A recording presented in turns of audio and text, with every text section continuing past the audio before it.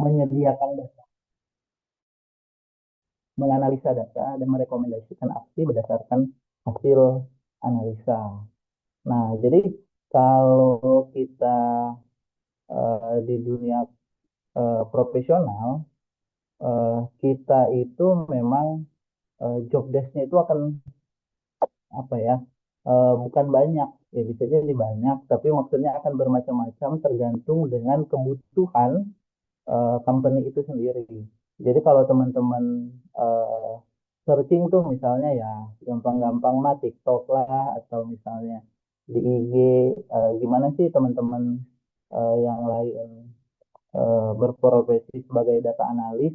Nah, itu jangan apa ya namanya, jangan terpatok pada satu referensi gitu. Karena bisa jadi memang kebutuhan data analis di perusahaan dia seperti itu.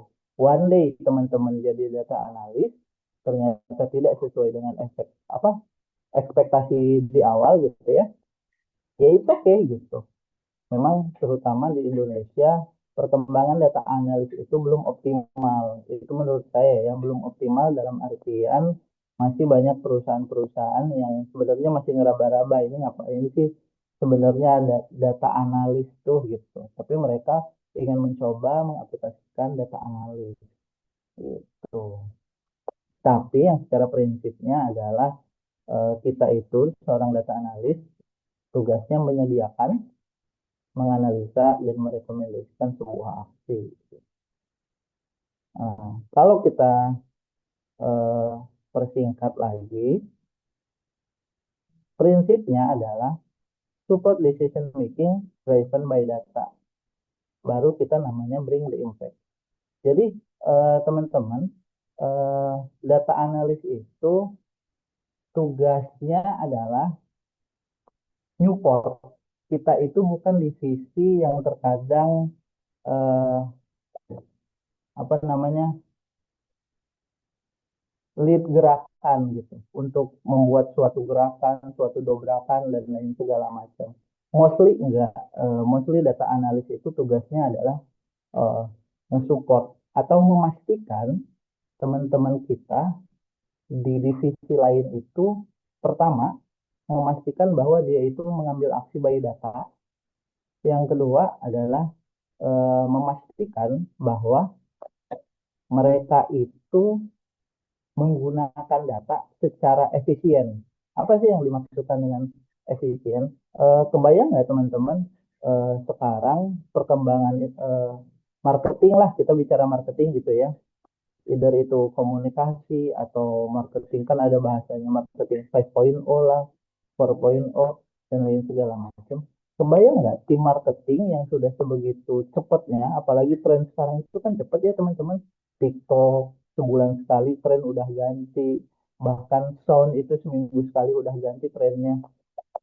Kebayang bahwa teman-teman marketing kita sudah bekerja sebegitu rumit dengan tren yang sekarang, mereka menguras tenaga, menguras pikiran, konsep eksekusi dan lain segala macam, eh, mereka ditambah untuk memikirkan metrik-metrik yang eh, bahasanya adalah sebenarnya gimana caranya mereka mengkomunikasikan result mereka gitu. Nah, atau misalnya mereka ingin membuat satu keputusan, tapi ini gimana ya? Ini baru feeling gua nih kata teman-teman marketing.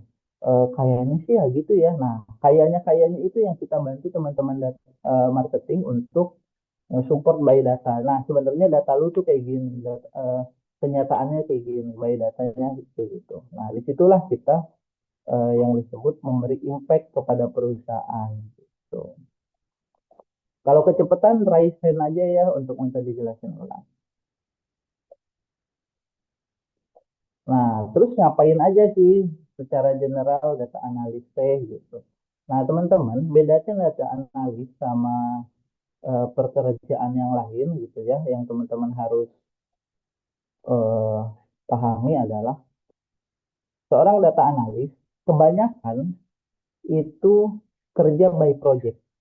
By project di sini teh bukan berarti freelance, ya bisa freelance, eh, dan lain segala macamnya. Tapi kerjaan kita itu by project. By project, yang disebut by project contohnya kita ngebantu teman-teman kita di divisi yang lain, divisi warehouse, dia butuh dashboard. Nah, itu kan punya rentang waktu ya. Misalnya kita kerjain sebulan.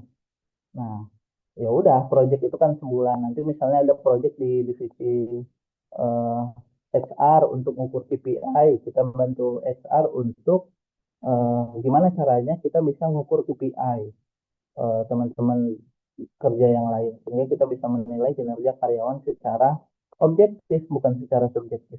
Nah, itu tuh by project, yang disebut kerjanya by project. Jadi ada rentang waktunya gitu. Walaupun ada beberapa kerjaan yang sifatnya itu daily, terus menerus. Nah, itulah yang kita di sini untuk menerangkan hal itu, apa aja sih yang sebenarnya tahap-tahap yang kita kerjakan, inilah yang disebut data analis life cycle. Data analis life cycle itu kan intinya adalah gimana sih kehidupan kita sebagai data analis tuh gitu. Nah, karena kita adalah divisi atau bagian yang solve the problem, support teman-teman yang lain menjawab pertanyaan mereka atau keraguan mereka, maka tahap pertama itu adalah define the objective. Jadi teman-teman harus bisa mengartikan masalah gitu. Mereka ngomongnya apa, terkadang bukan itu masalahnya. Nah, ya walaupun itu akan dilatih dengan jam terbang ya, tidak bisa dijelaskan secara definitif, gitu. Tapi eh, langkah pertama itu adalah kita menentukan dulu nih objektif dari proyek ini itu apa. Baru di sana kita tentu yang namanya kita data analis, kita butuh data. Makanya tahap selanjutnya adalah collect the data, terus clean the data. Kenapa sih ada bahasanya collect data, ada clean data? Karena teman-teman eh, data eh, di dunia nyata itu maksudnya di dunia pekerjaan yang sudah memang profesional, nggak serapih itu. Kalau kita mungkin teman-teman di sini ada yang belajar database ya, database SQL kah atau dan lain segala macam, atau teman-teman di sini teh ada yang searching-searching project-project data analis. Nah, itu tuh data yang sudah siap pakai. Nah, sedangkan di luar sana itu kita dapat data yang belum tentu siap pakai. Makanya ada bahasa clean the data. Kita membersihkan. Intinya gini lah, dari banyak ribuan data, mana yang kita butuhkan itu aja yang kita ambil. Nah, itu proses clean the data. Nanti bakal kita rinciin lebih dalam seperti apa. Baru itu ada analisa data, tentu yang namanya data analis yang menganalisa data. Through the conclusion, the conclusion itu kita bikin report lah, atau kita memvisualisasikan. Jadi data itu kan bentuknya angka-angka ya. Nah, eh, manusia itu lebih mudah menangkap sesuatu yang bentuknya itu visual. Nah, maka misalnya ada bar chart, hologram, dan lain segala macam. Daripada kita ngasih sebuah tabel yang begitu saja, ya kita lebih baik memvisualisasikan sebuah data. Tapi tidak semua data harus divisualisasikan. Nah, itu tergantung lingkungan biasanya. Dan yang terakhir tentu kita mempresentasikan dan melaporkan apa sih penemuan kita gitu. Jadi kita itu bukan hanya tentang menjelaskan apa hasil penelitian kita, dan bukan TA gitu ya, dan bukan tugas akhir, tapi kita menjelaskan apa nih eh, yang kita temukan dari analisa-analisa, lebih kepada informasi-informasi, bukan hanya sekedar hasil dari angka-angka yang kita susun. Nah, kita ke study case-nya aja ya. Mungkin teman-teman, kalau saya mau menerangkan sesuatu itu cenderung kita langsung by project aja. Nah, jadi Nanti setelah ini juga ada beberapa project yang akan saya tunjukkan ke teman-teman. Biar ke gambar, ngapain aja sih hal data analysis life cycle test. Eh, kita coba ambil satu case. Nah, case-nya itu kayak gini. Misalnya anggaplah bos saya gitu ya, eh, ngasih case ke saya. Zal, saya mau ngebangun ulang website nih, e-commerce. Dapat harga dari developer itu 20 juta. Worth it nggak ya? Nah, teman-teman harus paham konteksnya.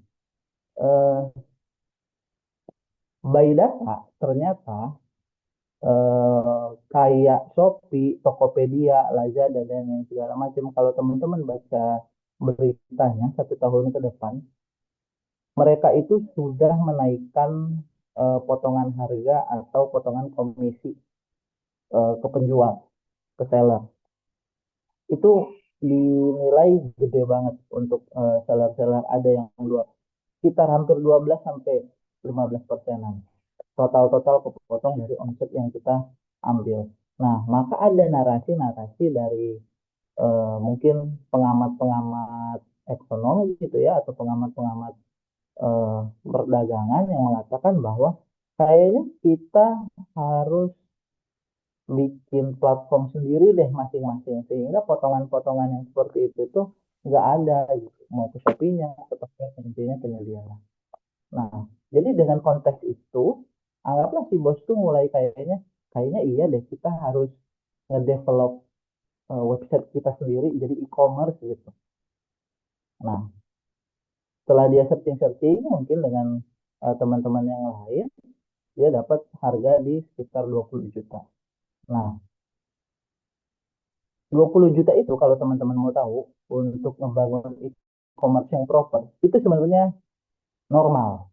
E-commerce yang eh, cenderung stabil nantinya ya, bisa dipakai bertahun-tahun, itu sekitar proyeknya itu biasanya 15 sampai 30 jutaan. Itu normal, 20 juta itu sangat normal. Pertanyaan si bos ini adalah worth it apa enggak. Nah, berarti sebenarnya duitnya ada kan, tapi dia ragu nih mau ngeluarin duitnya. Nah, inilah yang akan kita bantu. Gimana sih cara bantunya? Kita coba dengan eh, pakai yang tadi, data analis lah. As a data analis, ngapain aja nih kita di data analis yang pertama? Define the problem. Wah, kepotong nih. Understand it and set the goal. Teman-teman, kita bukan hanya bisa mengartikan apa bahasa si bos, tapi kita harus mengerti. Ini dia mau ngapain sih sebenarnya gitu. Dengan pertanyaan itu sebenarnya dia mau ngapain. Nah, yang disebut define the problem yaitu tentu dia kita harus punya data untuk mengklarifikasi keputusan bisnisnya by data. Yang kedua adalah understand it. Sebenarnya dia bukan ingin ngebangun ulang e-commerce-nya banget kalau kita paham konteks dan keadaan pada saat itu. Intinya adalah dia ingin mengembangkan keuntungan melalui website. Itu juga pilihannya karena memang ternyata Shopee itu, Tokped, Lazada, ataupun TikTok, potongannya cukup gede nih. Nah, makanya dia punya kepikiran untuk kayaknya iya deh kita harus bikin website kita sendiri biar potongannya nggak terlalu gede. Worth it nggak ya? Itu intinya. Nah, set the goals itu biasanya berhubungan dengan waktu. Bagaimana kita ngepresentasi dan apa yang kita pakai untuk presentasi, cenderung kebanyakan perusahaan itu tidak terlalu mempermasalahkan lah. Walaupun dasarnya ya udah dipresentasiin by PPT, mau itu slide ataupun eh, PowerPoint. Setelah ini, apa yang kita lakukan? Nah, understanding data, gathering the data, cleaning the data, transformation data, dan integrasi data. Karena kasus ini saya anggap kasus yang cukup sederhana ya. Jadi sebenarnya understanding the data itu intinya adalah kita mengerti tuh semua isi data kita tuh itu tuh apa aja sih gitu. Nanti saya kasih deh contohnya seperti apa. Gathering the data itu kita ngegabungin tuh data. Data perusahaan itu biasanya banyak teman-teman. Dia ada nyimpen datanya di Excel, di spreadsheet, di MS Access, pakai database-nya. Ada yang misalnya pakai MySQL dan lain segala macam. Data-data yang kita perlukan intinya kita collecting lah, kita gitu. Nah, cleaning the data. Terus transformation itu cenderung kepada kegiatan kita nyatuin format tuh biasanya. Contohnya kalau dari SQL dia itu formatnya SQL. Tapi ternyata perlu nih kita satuin sama yang formatnya CSV. Nah itu kan nggak bisa disatuin langsung. Nah itu yang harus kita transformasi dulu datanya. Integrasi the data, kalau teman-teman pernah dengar VLOOKUP yang gitu-gitu, nah itu biasanya disebut integrasi the data. Nah, untuk kasus ini, data yang kita perlukan sebenarnya cukup simpel ya. Data penjualan per harian. Udah itu aja. Jadi nge-collect terus nge-cleaning data penjualan per harian. Nah, kalau yang kasus ini, nanti ada tuh saya tunjukin. Kita bisa ngambilnya, kenapa harus di-cleaning? Contohnya gini. Untuk data ini kita perlunya 2024 ya.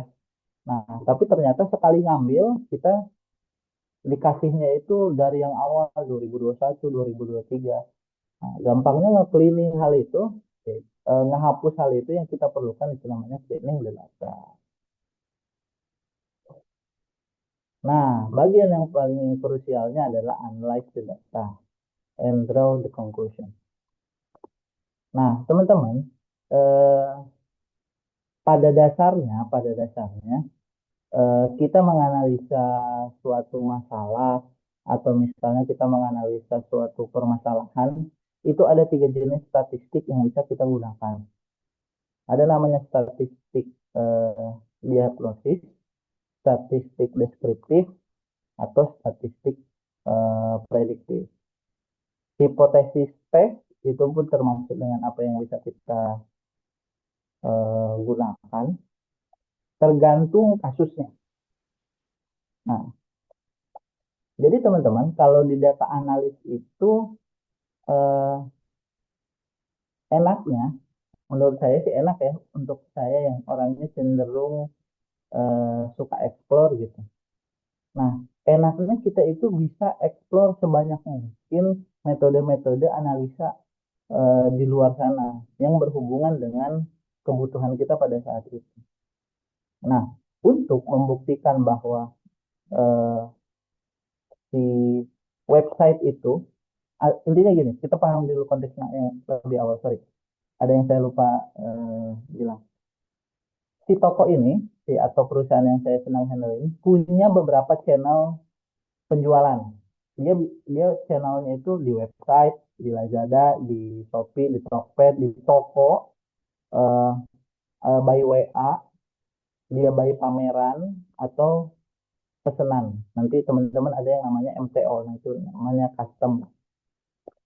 Nah, jadi gimana kita cara untuk mengukur bahwa ini channel ini worth it nggak ya kita kembangin apalagi dengan budget sebegitu banyaknya. Singkatnya adalah yang kita perlukan adalah data kontribusi channel penjualan dan data channel growth. Data channel growth ini eh, itu biasanya dibagi per tahun gitu. Tapi nanti kita lihat ada atau enggak datanya. Nah, pada akhirnya data visualization. Nah, uniknya adalah saya untuk sekarang nunjukin ke teman-teman data itu tidak harus selalu divisualisasikan. Tapi penting untuk divisualisasikan, tapi nggak selalu. Kenapa? Balik lagi kepada user. Jadi, teman-teman yang harus kita perhatikan pada saat presentasi atau menjelaskan, bukan kitanya yang penting, tapi usernya. Usernya pengennya ngelihat apa? Kalau dia pengennya ngelihat barisan aja, ya udah kasih aja barisan.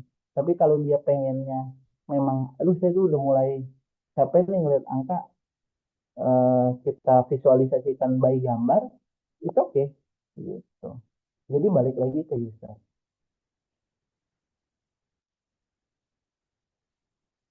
Nah, outputnya apa? Secara general, kita itu biasanya ada output periodik, dashboard, ataupun eh, report case. Jadi kalau report case itu ya kita melaporkan apa yang kita temukan pada saat itu saja. Dashboard itu cenderung jangka panjang, teman-teman. Contohnya dashboard penjualan. Ya kita bikin dashboard tuh, kita ngekoneksiin BI kita eh, ke data kita, ke database kita, entah itu spreadsheet ataupun apa namanya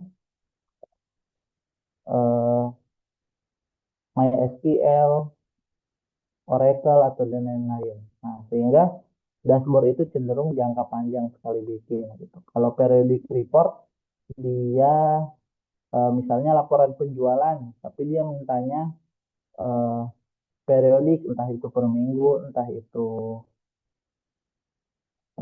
per bulan gitu. Nanti saya tunjukin juga deh case-nya kayak gimana. Nah, untuk yang tadi dia mintanya laporan hasil analisanya aja kayak gimana. Hasil yang paling simpel yang akan saya tunjukkan adalah, nah, menurut teman-teman dengan kasus seperti itu kita pahami dulu konteksnya ya. Eh, di chat aja. Oh, nggak usah di Ryzen aja dah, di Ryzen. Kelihatan nggak sih kalau di Ryzen hitungannya? Ini deh. Misalnya Ryzen bagi teman-teman yang punya pendapat bahwa nge-build ulang dengan proper e-commerce suatu brand gitu ya. Dengan masalahnya adalah potongan yang cukup gede nih di Shopee dan Tokopedia. Kita ngebangun hanya dengan 20 juta. Yang raise hand setuju, coba, yang raise hand setuju. Yang setuju raise hand dah. Ada yang setuju nggak? Kalau misalnya kita, oke, kita build deh e-commerce sendiri dengan 20 juta. Ada yang setuju nggak? Raise hand, ada yang setuju atau nggak ada yang setuju? Kemahalan? Nggak ada. Yang nggak setuju? Berarti sisanya ya. Nah, teman-teman, ternyata kalau kita lihat by data, nah, ini adalah data yang paling mudah kita lihat.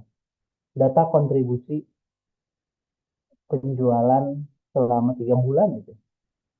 Ternyata datanya seperti ini, teman-teman. By channel selama 3 bulan. Ternyata persentasenya adalah kontribusi penjualan kita itu ada 49%, di Shopee, di TikTok ada 57%, Tokopedia ada 11%, di toko offline kita ada 10%, WhatsApp kita 1%, dan ternyata di website kita itu hanya 0,7% dengan nilai 9.500.000. Dengan keterangan ini, apakah si bos itu mau tetap ngedevelop 20 juta si e-commerce-nya? Ya tergantung. Kenapa tergantung? Karena sekali lagi teman-teman, kita tugasnya adalah menyediakan data dan memastikan keputusan yang diambil oleh dia itu by data. Nah, adakah, ada nggak data-data yang kita nggak kumpulin nih, yang bakal mempengaruhi keputusan dia? Bisa jadi ada aja teman-teman. Misalnya, misalnya temannya gitu ya, temannya, oh gue udah ngedevelop e-commerce sendiri nih, benar. Ternyata kalau gue ngedevelop e-commerce sendiri dan memfokuskan marketing itu untuk ambilnya ke apa namanya, untuk ke website, nggak lagi ke Shopee. Oh ternyata growth-nya lumayan nih. Yang tadinya gue juga tadi di 5%, temennya ya bisa sampai ke 50%. Hal itu bisa mempengaruhi dia, tapi nggak ada datanya di kita. Nah, kita berbicara dengan data apa? Data yang ada di kita aja, gitu. Jadi kalau dengan keputusan ini, saya bakal bilang, bos kayaknya nggak worth it deh kalau 20 juta belum waktunya. Mending kita eh, invest kalau nggak di Shopee di TikTok. Di TikTok nih, TikTok misalnya bulan kemarin atau 3 bulan eh, Desember kemarin itu kontribusinya baru 11% nih bos. Sekarang 3 bulan udah nyampe ke 25%. Mending kita invest ke TikTok lah. Nah, insight-insight seperti itu teman-teman yang akan diharapkan oleh perusahaan. Dia akan mempengaruhi keputusan-keputusan atau membantu dia mengambil sebuah keputusan by data. Secara keseluruhan eh, yang dilakukan data analis itu seperti itu. Kita nggak ngomong teknis ya, karena eh, bukan sesinya. Bagaimana ini dibikin, terus cleaningnya seperti apa, eh, nanti sedikit banyak akan saya tunjukin deh. Kayak gimana sih? Nah, selanjutnya ada eh, sebelum ke skill set ini deh, saya mau nunjukin ada beberapa hal yang teman-teman saya lihat nih.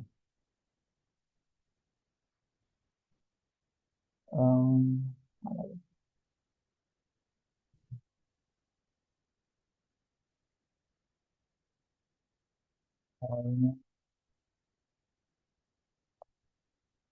Nah, ini saya pernah dapat project untuk menganalisa penjualan tanggal kembar. Waktu itu saya dapat project di 10-10. Jadi satu hari ya teman-teman. Satu hari tanggal 10-10 saya dapat project. Zal, saya mau dapat laporan dong penjualan di 10-10 kayak gimana. Eh, Mana barang yang dia sorry, bos saya waktu itu nanyanya, saya mau tahu nih yang terjual banyak tapi kontribusinya secara revenue kecil tuh yang mana, atau ada nggak sih barang-barang di kita revenue-nya itu besar tapi jarang terjual, yang mana sih barangnya. Nah, prinsipnya itu dia mau lihat itu aja sebenarnya. Nah, tapi setelah datanya saya kolek dan lain segala macam, ini hasil laporan. Hasil laporan itu bisa seperti ini ya, bisa bentuknya teh dashboard kayak gini. Terus saya nyantumin jumlah item yang terjual, total income, jumlah pembelinya berapa, terus secara eh, kontribusi pemesanan gitu. Saya mau menunjukin bahwa kategori ibu dan bayi, walaupun barangnya itu eh, sedikit, bukan sedikitnya memang yang paling banyak 44%, tapi ternyata penjualannya itu melebihi dari eh, kontribusi secara stoknya itu sendiri. Kontribusi stoknya kan 40%, tapi kontribusi revenue itu di 60%. Berarti kan ada kemungkinan bahwa kayaknya untuk tanggal-tanggal kembar, tanggal-tanggal yang banyak diskonnya, pembeli itu cenderung membeli, kalau sebagai gambaran ya, kategori ibu dan bayi itu adalah kayak barang-barang perlengkapan bayi lah ya, yang cenderung harganya itu eh, 100, under 150 gitu. Nah, tapi kalau kayak yang fashion, makanan minuman, kesehatan, pakaian wanita, ternyata teman-teman ini itu sama dengan hari-hari yang lain. Kenapa? Karena kayak fashion, makanan minuman itu bukan pembelian by event biasanya, tapi sesuai kebutuhan aja, kayak makanan itu kan sebulan sekali udah dibeli, ada event atau enggak. Nah, baru kita sesuai permintaannya. Ini Bu, misalnya barang-barang yang oriented misalnya. Profit oriented itu adalah pengaruh besar terhadap revenue. Ternyata baby stroller secara revenue emang gede. Nah, lihat nggak, jumlah salesnya itu 1.600.000, tapi harga satuannya 1.600.000, yang memang harganya satunya segitu gitu. Tapi ada barang-barang yang quantity oriented. gitu. Kita harus ngestok agak banyak nih gitu. Nah, Promila Baby Crunchy, keju cheddar. Nah, itu dia jumlah salesnya cuma 127.000, tapi jumlah item yang dijual itu 84. Nah, itu kan berarti barang-barang cenderung murah ya, gitu. Nah, entah apa strateginya dia seperti apa ke depannya, ya intinya adalah kita nge-support by data aja apa yang ingin dilakukan dia. Setidaknya dia menggunakan atau mengambil keputusannya by data. Atau ada tambahan yang lain, ini tuh saya nambahin bahwa eh, voucher kita nggak efektif ya ternyata, karena dari semua pengguna eh, platform kita nih atau pembeli kita cuma 3% yang menggunakan vouchernya. Oh, berarti ternyata voucher itu tidak terlalu mempengaruhi si pelanggan gitu. Dan ternyata 77% pengguna itu apa pembeli itu make untuk ongkir gitu. Ternyata dari hasil ini kita bisa ngebaca nih perilaku customer kita itu cenderung eh, tergoda dengan ongkir gratis. Karena kan stigmanya adalah kalau online itu ada biaya tambahan untuk ongkir. Nah, kalau kita ngadain ongkir gratis, akan-akan kan mereka dapat keuntungan dong. Harganya harga toko, tapi mereka nggak effort ke toko, nggak ngeluarin biaya apa-apa, dianterin lagi secara gratis. Nah, ternyata mindset itu yang terbentuk di pelanggan kita. Nah, teman-teman, bagaimana saya mengartikan sebuah mindset, perilaku customer, dan lain segala macam, datanya tidak ada di sini. Datanya tidak ada di data penjualan. Itu data by searching. By saya baca-baca berita, baca-baca informasi di luar hal ini gitu ya. Gimana sih perilaku customer yang ada di masyarakat. Nah, itu juga berpengaruh terhadap ketajaman kita menyimpulkan hasil analisa kita gitu. Karena kalau kita cuma bacain, bayangkan kalau kita disuruh untuk analisa data, terus kita cuma bilang ke bos teh, Pak, ini 77%, Pak, ini 3%. Ya apa, artinya apa, hal itu tuh apa? Nah, hal itulah yang diinginkan oleh perusahaan teman-teman. Jadi bukan hanya sekedar angka-angka seperti ini yang dilaporkan. Tugas analisis data itu seperti itu. Atau yang lain ya, saya tunjukin. Nah, Project Analysis 2021. Eh, ini kategorinya report periodik. Jadi saya itu dapat tugas dulu untuk menganalisa satu divisi penjualan. Eh, pada saat itu perusahaan saya itu membagi divisi PPIC sama salesnya itu satu. Tapi baik kategori teman-teman, karena produknya itu banyak banget, ratusan produk dari satu kategori. Jadi eh, setiap divisi itu PPIC dengan salesnya itu digabung. Nah, saya harus mengeluarkan analisa itu setiap bulan per divisi. Ini tuh satu divisi, air disinfektan, sanitizer, masker, pil obat, itu satu divisi. Nah, setiap bulan itu saya harus ngeluarin data seperti ini. Jumlah pembeliannya berapa, jumlah penjualan. Ini kan berarti pembelian itu stok. Berapa sih stok yang kita beli bulan ini dan berapa jumlah penjualan yang kita eh, lakukan bulan ini. Nah, make sense nggak gitu? Misalnya value pembeliannya 5,5 M, value penjualannya 6,4 M, masih make sense ya? Masih make sense. Karena ternyata value penjualan masih lebih tinggi gitu. Gitu. Jangan terlalu naif juga teman-teman. Misalnya jumlah pembelian 100.000, jumlah penjualan mau 100.000, nggak mungkin. Kita nggak ada display itu namanya. Nggak ada stok, nggak ada buffer stok. Berarti itu udah jelek banget itu orang PPIC-nya. Jadi kita harus tahu juga prinsip-prinsip kayak misalnya kita bantuin orang warehouse, kita harus tahu tuh matrix-matrix warehouse, ilmu-ilmu warehouse dikit-dikit harus tahu lah. Enaknya sih di situ ya, data analis tuh kita bisa kemana aja. Serunya sih di situ. Kalau saya masih seru ya. Nah, PL itu hanya sekedar ini aja lah sebutan untuk beberapa kategori produk. Nah, di sini saya menampilkan bahwa ini soal inventory. Jadi ada namanya inventory ratio nih, yang memasang garis finish. Inventory ratio itu adalah perbandingan barang yang kita simpan dengan barang yang terjual. Target dari perusahaan itu adalah eh, nilainya itu tiga. Nilai itu tiga. Kalau mau gampangnya ngebayanginnya gini aja. Kita beli tiga barang, minimal satu terjual. Eh, sorry, sorry, sorry. Di gudang berarti. Eh, tiga barang yang di gudang, minimal satu terjual.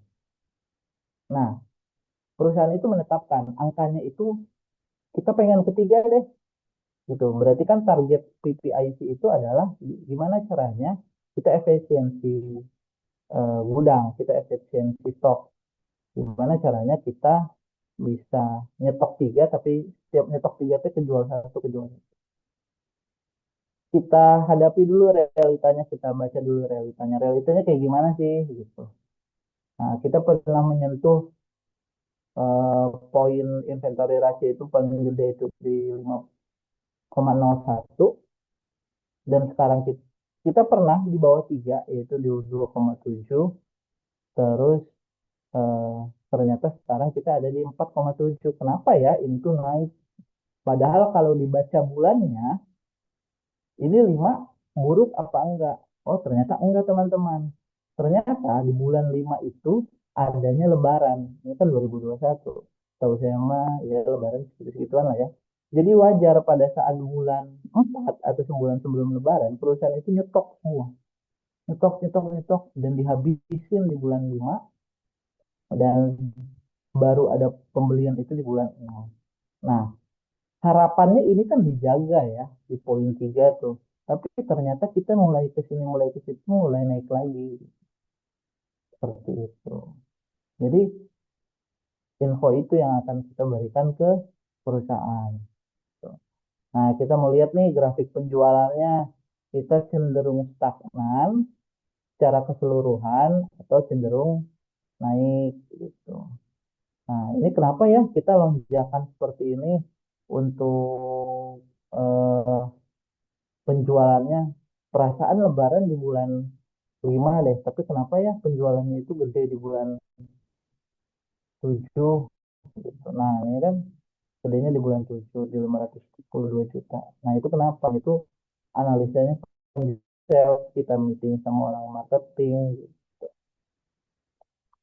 Karena ini sifatnya eh, reporting periodik, jadi memang wajar pada saat kita selesai meeting ini itu ada pembahasan-pembahasan sesuai dengan temuan kita. Ini kita menjaga kalkulasi cabang. Cabang kita ada 4, kita selalu mantau mana nih kontribusi yang paling gedenya. Ternyata stagnan, nggak ada yang berubah. Yang berubah itu ada DKT gitu. Cabang DKT namanya. Nah itu kenapa ya dia bisa mulai namanya mulai banyak kontribusi, sedangkan di sini itu minim dia kontribusinya. Nah itu ditanya tuh biasanya gimana nih DKT bisa ningkatin penjualan, nanti dia ada. Ini grafik penjualan eh, per cabang. Kalau tadi kita ngomong stagnan itu per apa namanya per semua cabang, ternyata kalau kita pecah dari 4 cabang, cabang-cabang yang lain itu cenderung naik ya. Sorry, 2 cabang itu naik, tapi 2 cabang turun, makanya stagnan bahasanya. Budi turun, teman Kopo Indah turun, tapi Lembang sama Dakota naik ternyata. Nah, apa nih masalah yang ada di Budi? Apa nih ada yang masalah di Kopo Indah?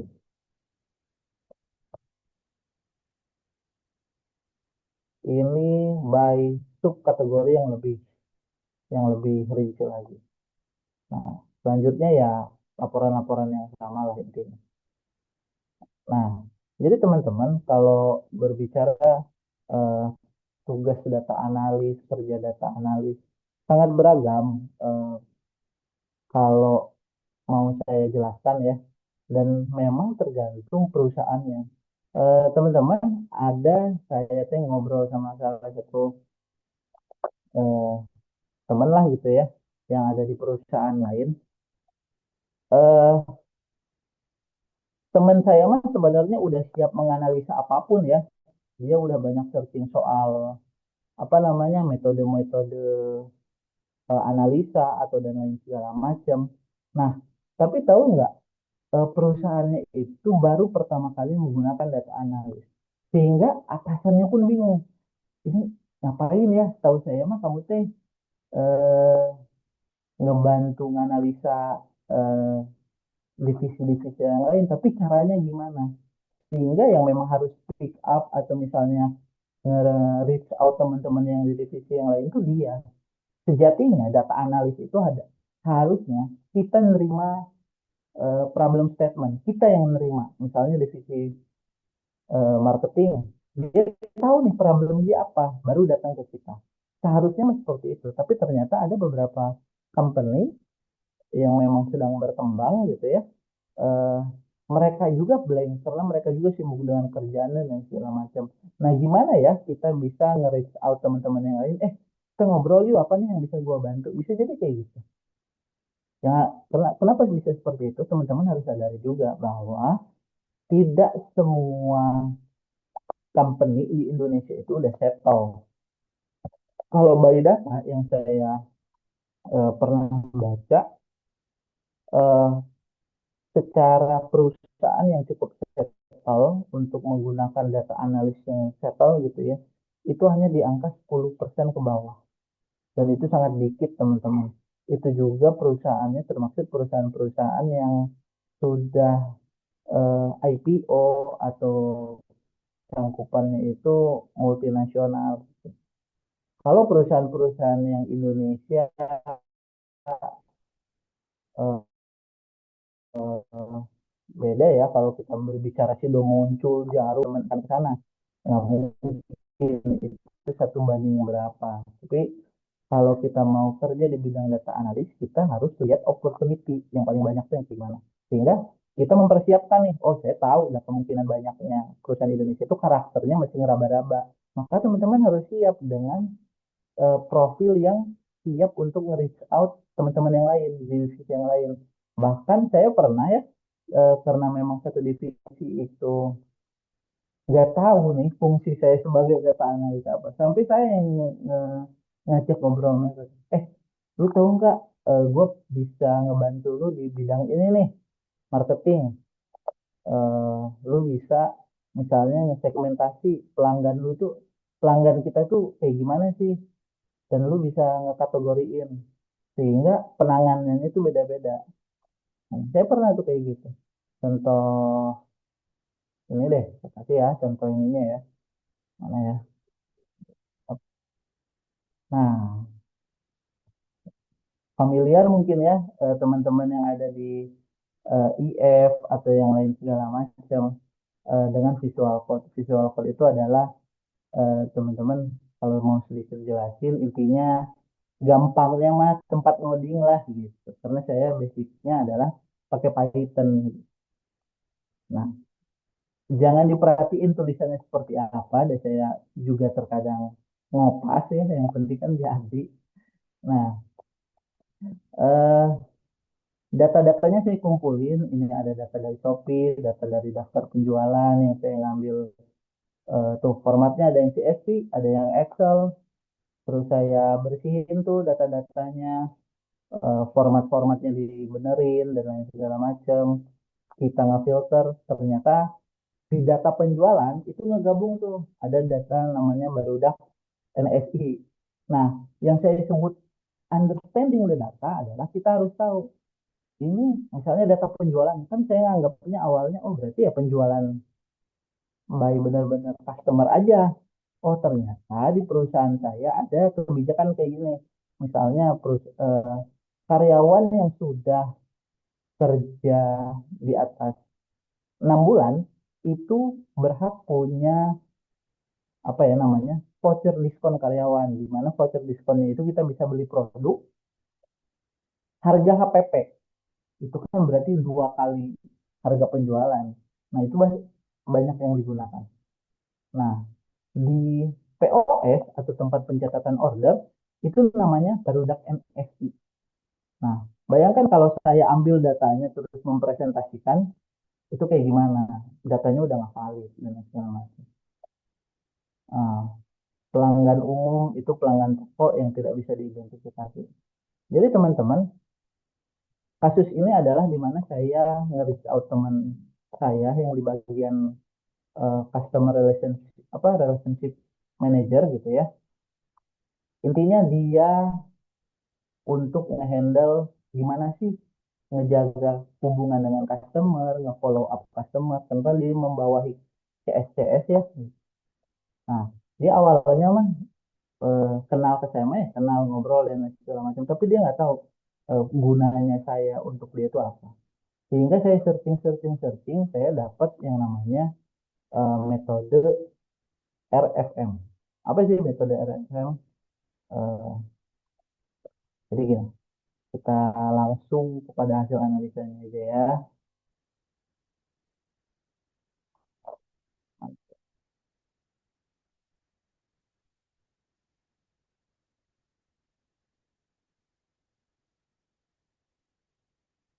Ini datanya, bukan data ya, maksudnya ini codingannya cenderung jorok ya teman-teman, karena kan kalau untuk sekarang saya banyaknya kerjanya sendiri, jadi untuk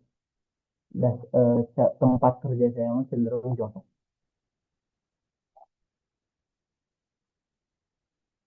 Mana ya? Oh ya, ini. Kita dulu.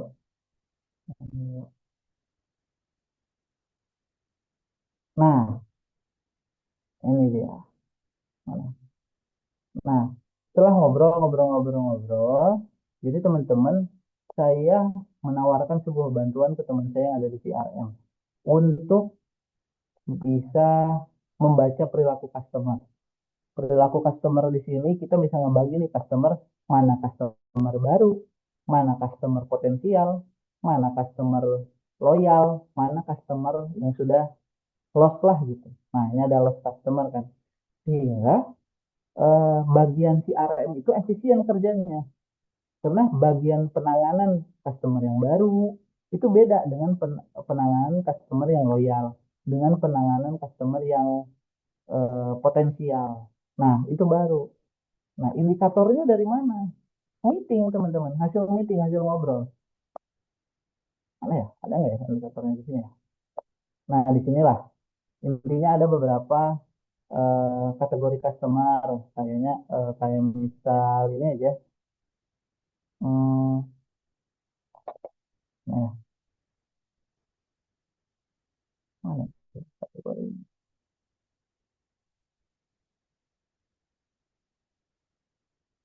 Nah, oh saya lupa. Nah, saya itu udah pakai rank RFM. Rank RFM method itu teman-teman bisa nanti searching sendiri lah. Sebenarnya dia gunanya untuk apa? Intinya dia nge-rankingin bagaimana perilaku customer by RFM. RFM itu kalau kita searching itu, kita searching aja kali ya. Saya juga lupa RFM. Jadi teman-teman, kalau kerja di data analyst itu, kita intinya selama bisa searching, kita selamat. Nggak ada yang harus, bukan nggak ada ya, tapi teman-teman jangan takut untuk, wah saya belum hafal ini, belum hafal ini. Nggak masalah, selama teman-teman bisa nyari searchingnya, itu oke. Gitu. Nah ini RLM kalau kita lihat. Ada resensi, frekuensi, monitoring. Resensi itu kapan dia terakhir beli ke kita. Frekuensi itu berapa kali udah beli ke kita. Monitoring itu berapa spend dia itu udah belanja ke kita. Nah, hal itu di ranking, disusun dengan kemudian rupa sehingga kita dapat ranking-rankingnya. Sehingga mereka itu secara customer itu bisa dikelompokkan. Nah, kelompok itu yang kita kasih ke bagian CRM. sehingga membantu mereka kerja dengan lebih efisien. Nah, itu yang disebut dengan kita support mereka untuk making some decision gitu. Jadi sehingga kerja mereka itu bisa lebih efektif, bisa lebih eh, efisien lah, nggak buang-buang waktu, nggak buang-buang budget. Nah, penjelasan singkatnya seperti itu. Apa sih yang baiknya yang kita kuasai dalam menjadi data analis yang baik? Eh, yang pertama tentu teman-teman SQL. SQL itu adalah bahasa pemrograman database. Eh, Kalau di data analis sebenarnya kita itu gunanya untuk ngambil datanya aja sehingga kita bisa ngambil data mandiri lah gitu. Karena database itu kan banyak ya harus relasi dengan segala macam. Oke, yang kedua itu adalah kalau hard skill ya. Kalau saya cenderung spreadsheet atau Google Sheet teman-teman. Excel itu juga sebenarnya kan nggak beda jauh sama Google Sheet. Tapi kenapa saya punya kecenderungan untuk ambilnya Google Sheet atau menyarankan teman-teman untuk belajarnya Google Sheet? Karena Google Sheet itu gampang kita nge-share-nya. Jadi kita bisa misalnya untuk tabular-tabular dan lain segala macam, kita bisa berbagi file atau misalnya minta teman kita yang lain untuk kolaborasi. Lu update di sini deh, gue butuh database marketing nih, misalnya spend apa aja. Nah, kalau Excel kan kita ribet ya, pindah dikit harus diupdate dengan segala macam, terus harus nge-copy lagi, nge lagi. Kalau Google Sheet kan enggak. Nah, walaupun secara pengerjaan memang ada yang beda-beda dikit dengan eh, Excel, tapi cenderung nggak terlalu inilah, nggak terlalu beda. Yang ketiga itu Python. Python memang spesifik untuk data analis. Hati-hati teman-teman, Python ini banyak banget kegunaannya, mau itu dari web development, game development, terus AI, kita bicara AI, bisa ke data science, itu bisa pakai Python. Memang banyaknya sama Python. Tapi untuk data analis itu cukup spesifik eh, modul-modul yang akan kita gunakan. Di mana belajarnya yang nanti saya kasih tempatnya sekarang. Eh, yang ketiga itu Looker. Looker itu tempat kita memvisualisasikan data kita. Nge-share dashboard, kalau teman-teman tahu dashboard, tempat kita memvisualisasikan data kita. Looker itu pertama gratis, yang kedua dia itu online, memang web based dari Google. Jadi kalau kita bikin dashboard tuh nggak ribet lah gitu, nggak ribet untuk kayak misalnya Tableau, Power BI, teman-teman itu cenderung ada berbayarnya dia karena dia basicnya software. Kalau Looker itu basicnya web based sehingga dan gratis kan dari Google, kita gampang lah untuk nge-share-nya. Beberapa tahun saya kerja itu memang kecenderungannya Looker. Kenapa? Karena perusahaan itu belum mau effort ke Tableau, belum mau effort ke Power BI karena berbayar. Jadi ya selama bisa gratis kenapa harus bayar kan gitu ya prinsipnya. eh, Banyak sedikit ya harus hafal, bukan harus hafal ya, harus tahu sedikit seluk-beluk MySQL, Postgre atau misalnya Microsoft database. Teman-teman itu sebenarnya sama-sama aja. Terkadang BI-nya aja yang apa? Sorry, user interface-nya aja yang beda atau dikit-dikit cara mainnya sama. Tapi secara keseluruhan teman-teman harus akrab dengan yang namanya database. Minimal kita bisa eh, untuk ngambil datanya seperti apa, kita bisa nge-query itu di database minimal seperti itu. Eh, untuk soft skill, Vale que mais menurut aku. untuk untuk soft skill, teman-teman, menurut saya nggak banyak banyak ya. Kalau yang memang penting bagi saya pertama storyteller, teman-teman harus bisa menceritakan runtutan data ini tuh kayak gimana sih, impact-nya ke perusahaan seperti apa. Yang kedua itu tentu critical thinking. Kalau thinking itu lebih kepada, kalau saya ya, menganggapnya bukan hanya tentang curiosity, karena stay curious itu saya plot di hal yang lain ya. Nah, Critical thinking di sini itu lebih kepada gimana caranya kita bisa nyambungin eh, informasi ke informasi yang lain. Kayak tadi misalnya saya punya data, itu satu informasi hasil perusahaan saya seperti ini. Terus kenapa saya bisa mengartikan pertanyaan si bos itu maunya sepertinya seperti apa? Karena saya bisa menyambungkan pertanyaan si bos dengan konteks yang sedang terjadi di pasar. Nah, critical thinking itu gunanya kayak gitu teman-teman. Jadi kita bisa connecting the dots. Nah, itu penting. Karena sekali lagi, eh, terkadang mereka itu tidak bisa membahasakan apa sih maunya. Nah, itu yang harus kita artikan. Kalau pentingnya critical thinking. And stay curious. Stay curious di sini teh teman-teman harus banyak baca. Banyak baca itu bukan saya yang kutu buku dan segala macam ya. Tapi aware aja dengan keadaan sekitar sebenarnya. Hype-nya lagi seperti apa. Kalau teman-teman kerja di agensi, ya update tentang informasi-informasi tentang agensi. Kalau teman-teman berprofesi, sorry, data analis perusahaan e-commerce, ya update dengan e-commerce gitu. Dan yang keempat sebenarnya attention to detail. Ini basic tapi cenderung harus. Kenapa? Karena eh, kita bermain dengan data sensitif banget. Ada yang nggak kefilter atau ada yang memang datanya harusnya nggak kita ambil atau bahkan ada data yang kita salah artikan itu akan mempengaruhi angka dan hasil bagaimana kita menyimpulkan sebuah eh, kesimpulan yang mau kita berikan ke perusahaan. Nah, terus, nah, karena kalau moderator, mostly audiens kayak profilnya apa sih? Teman-teman mostly kan katanya ya, katanya eh, semester 3 sampai semester 5. Nah, teman-teman, itu relate banget sama saya. Saya itu belajar otodidak data analis itu sekitar karena baru tahu ya, itu di semester-semester 4, semester 5 dan lain segala macam. Tapi basicnya saya bukan belajar data analis, tapi langsung ke data science. Karena intinya data science sangat menjelimet bagi saya, nggak bagi semua orang. Jadi saya tuh banyak tuh explore-explore ke yang lain. Oh ternyata ada data analis, bahkan data science itu ada machine learning engineer. Nah, karena kita banyak berhubungan dengan database dan lain segala macam, banyak peluang-peluang kalau kita belajar data analis, mungkin minatnya eh, malah jadi asik di database, kita bisa bisa berbicara tentang data engineer, database administration, gitu. Bahkan data analis dengan bisnis analis itu dua bidang yang mirip tapi beda.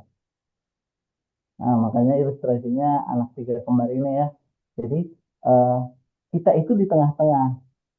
Kalau data analis itu di tengah-tengah. Karena kalau terlalu kita bermain database, kita punya peluang untuk jadi data engineer. Kalau kita berpeluang, kalau kita seru di bagaimana menggunakan algoritma-algoritma yang membantu kita menganalisa, kita bisa jatuhnya ke data scientist. Data scientist dibagi banyak lagi tuh, ada yang namanya AI engineer, ada yang machine learning engineer. Teman-teman selama explore akan banyak banget opportunity opportunity yang ditemuin pekerjaan by data lah. Bahkan yang basicnya kayak data entry, ada yang namanya BI developer gitu. BI developer itu spesifik lagi teman-teman untuk mengembangin dashboard. Nah, itu udah beda lagi tuh.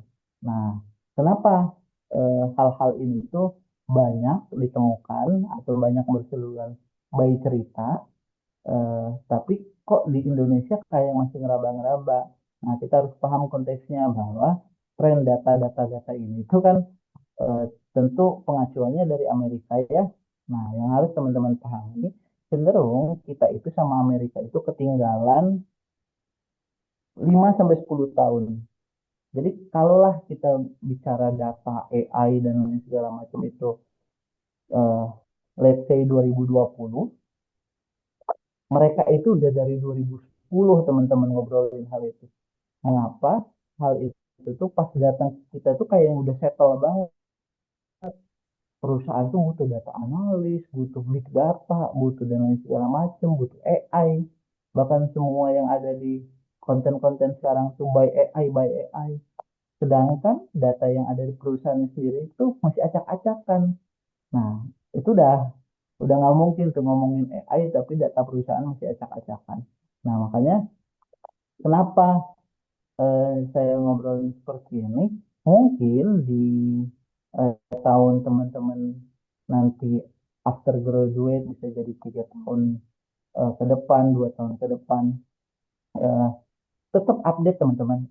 Kondisi Indonesia itu secara lapangan pekerjaan seperti apa, banyak ngobrol sama teman-teman yang udah kerja, terutama di bidang yang teman-teman minati gitu. Jadi nggak ada ruginya nih teman-teman belajar atau tahu ngulik data analis, terutama yang senang soal data dan lain segala macam, karena peluangnya itu banyak, bisa kemana-mana, bisa ke data engineering atau bisa ke data science dan lain segala macam. Nah, ada beberapa tools belajar nih yang mau saya bagiin nih ke teman-teman. Saya nggak akan jelasin secara detail ya, tapi nanti teman-teman bisa nyobain langsung deh kalau searching-searching.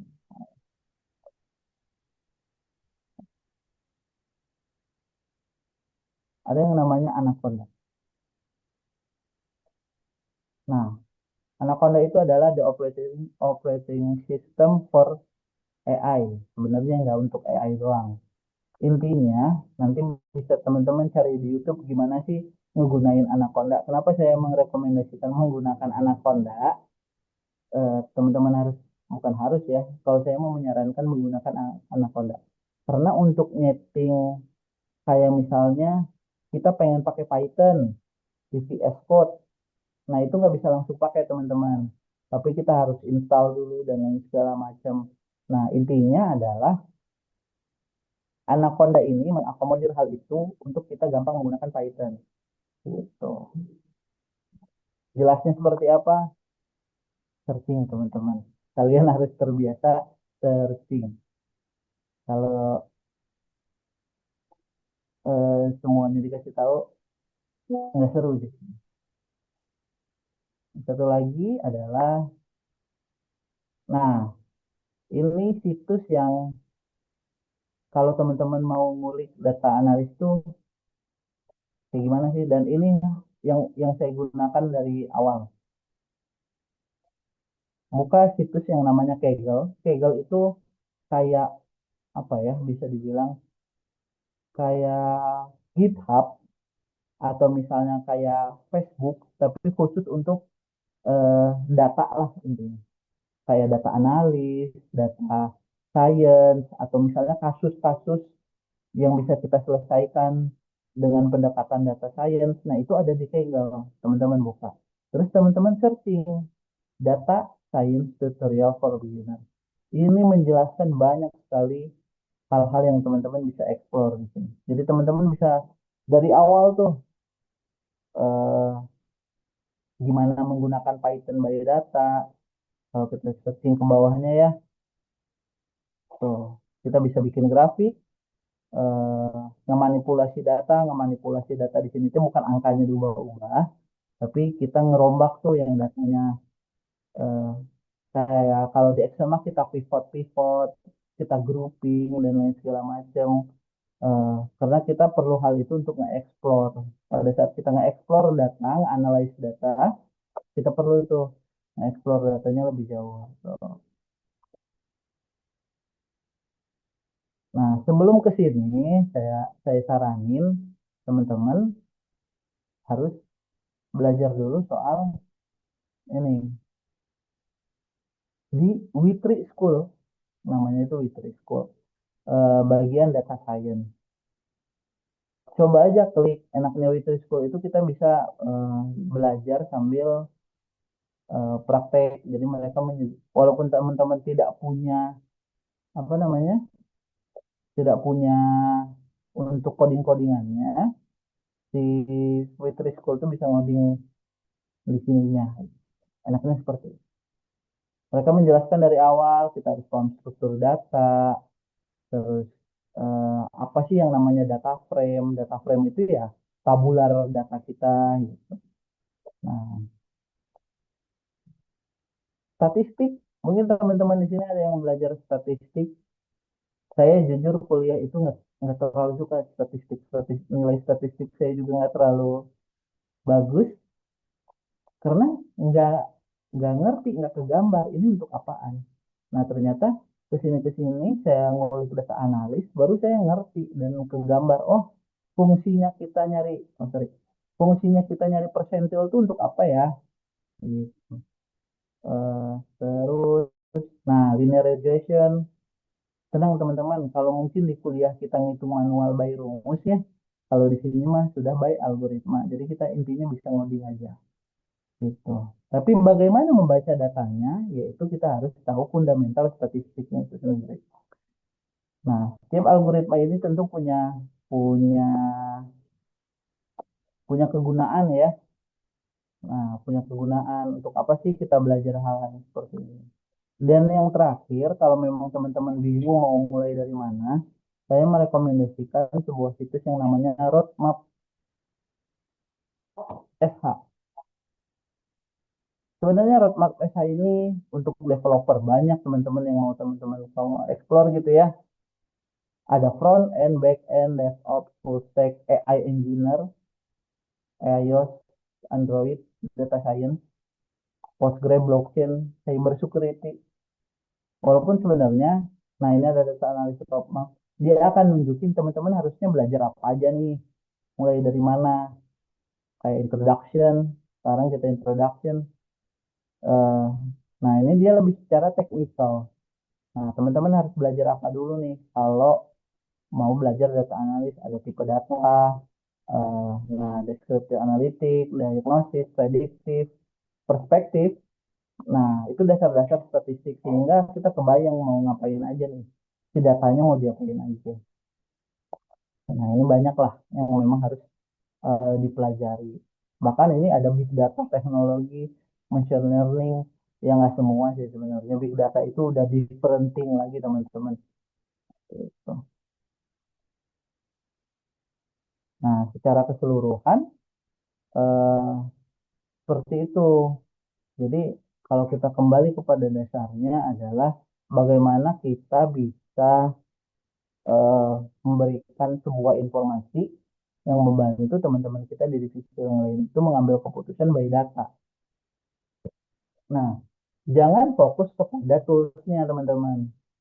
Kalau saran saya ya, kita itu bukan fokus kepada tools, tapi kepada fundamental statistiknya. Bahkan bukan statistik saja, metode penelitiannya, sorry, metode analisanya gitu. Nah, teman-teman bingung nih misalnya, apa sih Kang yang dimaksud dengan metode analisa? Teman-teman, sekarang udah ada namanya ChatGPT ya. Jadi misalnya mana ya? Nah, ini aja. Tinggal buka ChatGPT terus prompting contoh kasus fungsi dari super pengambilan keputusan by data misalnya. Tulis aja ChatGPT atau eh, Gemini, Gemini apapun ya. Nah, dia akan kasih tuh kasus-kasus misalnya optimalisasi stok barang di toko retail. Kasusnya seperti apa? Terus pengumpulan datanya, terus model analisanya. Nah, terus keputusan apa nih yang bisa kita support? Misalnya menyesuaikan stok barang berdasarkan prediksi permintaan. Misalnya kayak gini nih, sebuah toko retail mengalami masalah dengan overstock berlebih atau out of stock atau kehabisan stok pada produk tertentu. Hal ini menyebabkan kerugian beberapa biaya penyimpanan tinggi dan pelanggan yang kecewa. Intinya kayak gini teman-teman konteksnya. Anggaplah PPIC gitu ya. Dia itu beli semua barang selalu sama dari setiap bulan itu selalu sama jumlahnya. Sedangkan demand pasar itu beda, fluktuatif. Sehingga dia bertemu kepada satu keadaan di mana ada barang yang ternyata sudah tidak terjual lagi, atau ada barang yang sedang tren banget, terjual terus. Sedangkan dia nyetoknya itu tidak by demand, tidak sesuai dengan permintaan pasar. Nah, peran data analis adalah bagaimana caranya kita membantu si PPIC atau misalnya orang warehouse itu biar dia tahu nih apa aja trennya seperti apa. Nah, dia kan harus ada data inventory di gudang, tren permintaan produk dari waktu ke waktu, sehingga dia bisa ngepredik setidaknya, oh harusnya barang ini dibeli berapa, bulan ini sama bulan depan bisa jadi beda, baik yang sudah terjadi sebelumnya. Nah, hasil-hasil ini teman-teman itu mah dibaca itu sudah kalau sudah terjadi peristiwanya biasanya.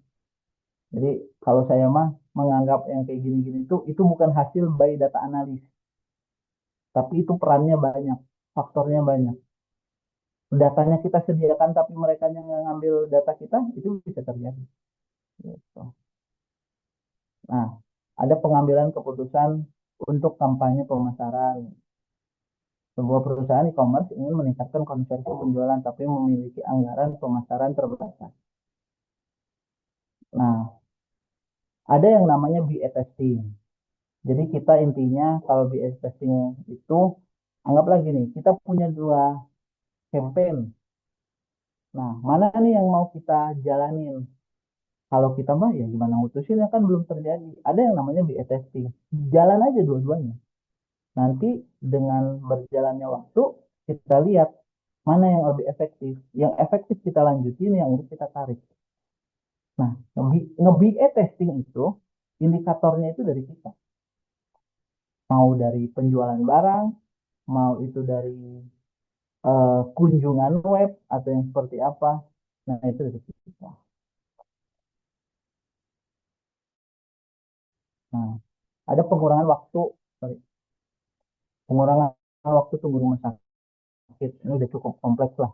Nah, tapi intinya teman-teman, karena saya juga pernah ngobrol ke beberapa mahasiswa soal bagaimana dia memutuskan eh, mau berkarir di bidang apa.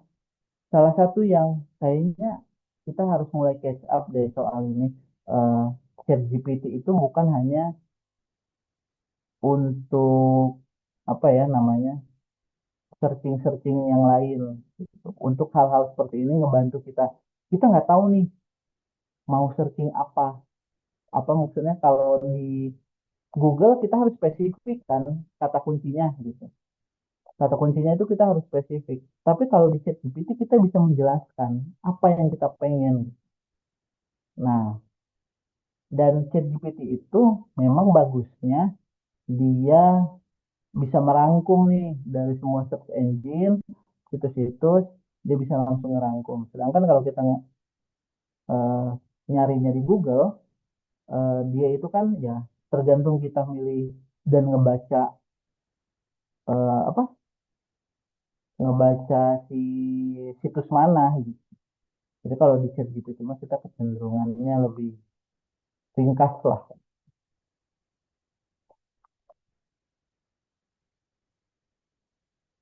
Oke. Nah, nggak banyak mungkin gambaran data analis yang ingin saya gambarkan ke teman-teman karena eh, saya mah akan berbicara hal yang cukup fundamental. Intinya teman-teman tahu nih kalau data analis itu ngapain aja gitu, prinsipnya seperti apa. Penggunaan teknologinya itu teman-teman itu banyak macamnya. Bisa kita menyentuh big data, bisa enggak. Atau misalnya kita bisa menggunakan Python atau Excel, terkadang sama aja. Ada beberapa perusahaan yang kayaknya kita nggak perlu-perlu banget nih Python, pakai Excel aja bisa. Ya masalah. Intinya adalah outputnya gitu. Tapi memang beberapa kasus mengharuskan kita, sekali lagi tergantung perusahaannya. Contoh kayak misalnya saya, kenapa saya cenderungnya pakai Python? Karena jenis datanya itu banyak yang udah tidak bisa dihandle oleh Excel itu sendiri. Nggak mungkin saya pakai Excel lagi. Tapi kalau selama bisa dipakai Excel, teman-teman nyaman pakai Excel, jangan minder dengan nggak bisa Python. Maju aja dengan Excelnya gitu. Nah, terus teman-teman nggak bisa SQL gitu. Bisa jadi di sana, di beberapa perusahaan itu kalau dia mau nge-hire data analis, cenderung database-nya itu udah siap. Jadi dia udah ada orang engineer-nya lah, data engineer-nya. Walaupun nggak semua, tapi cenderung ada. Nah, tapi teman-teman, semakin banyak skill set yang teman-teman kuasai, itu akan eh, apa ya namanya, membuka peluang lebih besar teman-teman diterima gitu. Terutama beberapa perusahaan itu dia minta skill set yang spesifik karena bisa jadi dia sudah settle dengan tools itu, kayak misalnya harus SQL, harus bisa SQL. Itu kebijakan perusahaan karena memang bisa jadi eh, database-nya ada yang ngurusnya nggak ada, jadi teman-teman diminta mandiri untuk ambil data, atau dia data engineer-nya freelance nggak baik kantor tapi pengen data analisnya baik kantor. Itu bisa banyak banget kemungkinan. Eh, di luar hal itu, selama teman-teman belajar, selama teman-teman memang explore di bidang ini, coba aja explore lebih jauh karena opportunity-nya itu banyak banget. Yang kayak tadi saya bilang, teman-teman seru dengan algoritmanya jadi data scientist atau machine learning engineer, teman-teman seru dengan database-nya, teman-teman bisa jadi database administration atau data engineer. Nah, kalau teman-teman seru dengan pemecahan masalahnya, ya stick in dengan data analis atau bisnis analis. Nah, paling untuk sementara itu yang bisa saya bagikan sama teman-teman. Semoga apa yang bisa saya bagikan bermanfaat untuk teman-teman nih. Apalagi terutama teman-teman yang di sini tuh eh, di tadi ya 3 sampai 5 apa semester 3 sampai semester 5 masih panjang perjalanan walaupun nggak akan kerasa gitu ya, itu bentar banget, bentar lagi tiba-tiba udah ngerjain PA aja, tiba-tiba udah ngerjain skripsi aja, itu nggak akan kerasa banget. Karena kenapa sih sebenarnya data analis itu perlu nih skill set kayak Python, SQL dan lain segala macam. Eh, karena sebenarnya skill menganalisa data itu adalah skill dasar yang harus dipunyai setiap divisi atau setiap pekerja. Itu harus bisa. Nah, nilai plus kita lah yang bisa, sorry, membaca data. Membaca data itu harus bisa. Semua orang itu harus bisa membaca data, apalagi di dunia pekerjaan. Apa kelebihan kita tentang statistik ini? Bagaimana kita bisa menggunakan linear regression, kita bisa memastikan adanya korelasi dan variabel satu dan variabel lain. Kuncinya adalah di statistik. Begitupun data science. Kalau data kalau di data engineer itu udah beda lagi, itu udah soal back end dan database. Uh, uh, itu paling yang bisa saya share untuk sekarang. Uh, Terima kasih teman-teman atas perhatiannya. Uh, ada Q&A-nya setelah ini atau gimana? Oke, Kak Afrizal, saya terima kasih atas pemaparan materi yang sudah diberikan cukup banyak mengenai data analis, hard skill apa yang kita gunakan untuk menganalisis data analis tersebut, soft skill apa yang bisa dipakai untuk di data analis nantinya. Nah, mungkin teman-teman di sini juga nggak sabar buat nanya-nanya lebih lanjut terkait pembahasan materi yang sudah dijelaskan oleh Kak Afrizal tadi. Nah, mungkin teman-teman bisa raise hand lalu bisa juga mengisi link Slido yang ada di layar nantinya.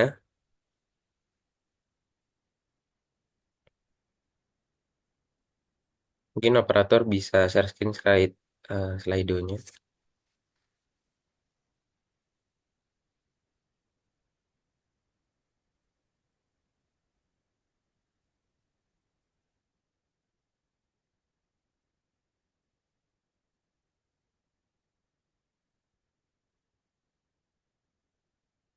Oke, mungkin teman-teman bisa langsung aja mengisi link yang ada di kolom chat terkait link Slido untuk bertanya.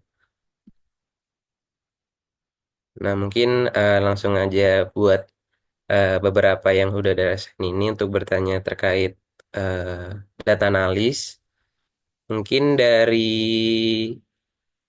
pertama Antonia Idan Huler. Bisa dipersilakan untuk on mic dan bertanya kepada Kak Afriza. Oke, terima kasih atas kesempatannya, Kak. Nah, di sini saya mau bertanya nih, Kak, berkaitan dengan uh, hard skill yang boleh kita gunakan nih.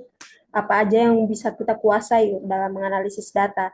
Nah, di sini menurut Kakak, itu kalau dalam menganalisis data, kita menggunakan rapid manner itu bagus nggak, Kak? Soalnya kan rapid manner juga menawarkan beberapa tools-tools yang bagus nih untuk melakukan preparation data. Dan juga di rapid manner itu bisa memvisualisasi data juga dan juga bisa menganalisis sentimen. Nah, menurut Kakak bagaimana? Terima kasih. Oke, pertanyaannya bagus banget ya. Eh, Cuman kalau saya jujur belum pernah tuh pakai rapid manner. Kenapa? Pertama, saya basicnya nggak di sana. Yang kedua, gini, intinya gini lah. Kalau saya mah belum pernah pakai rapid manner. Jadi belum bisa eh, ngebandingin tuh antara rapid manner kayak gimana cara kerjanya. Kayak pakai Python, Excel, gimana cara kerjanya. Tapi secara prinsipnya sekali lagi eh, tools itu adalah hal yang membantu. Nah, selama kamu bisa, sorry, selama rapid manner itu bisa mengakomodir apa yang kamu cari dan apa yang ingin kamu kerjakan perihal data tersebut, itu oke. Nah, cuman tahu saya ya, saya belum pernah ada eh, ngelihat satupun lowongan pekerjaan data analis harus bisa menggunakan rapid manner. Nah, bukan saya mengkreditkan situsnya ya, cuman saya memang eh, dengar mah pernah, cuman kalau pakai mah belum. Saya nggak tahu tuh rapid manner basicnya sebenarnya untuk menganalisa data apa. Nah, tapi kalau kayak misalnya selama dia bisa mengakomodir nge, nge gathering si datanya, misalnya data dari database bisa kita manipulasi, bisa ketangkep tuh sama rapid manner. Terus data CSV bisa ketangkep sama rapid manner, Excel bisa ketangkep sama rapid manner. Kita bisa ulik gitu ya, terus bisa kita gabungin kalau perlu digabungin. Kita bisa explore lebih jauh datanya. Sebenarnya data itu tuh gimana sih keadaannya datanya. Contohnya misalnya kalau ada channel penjualan kayak tadi kita cari tahu lebih jauh penjualannya seperti apa, channel mana aja yang sorry sorry.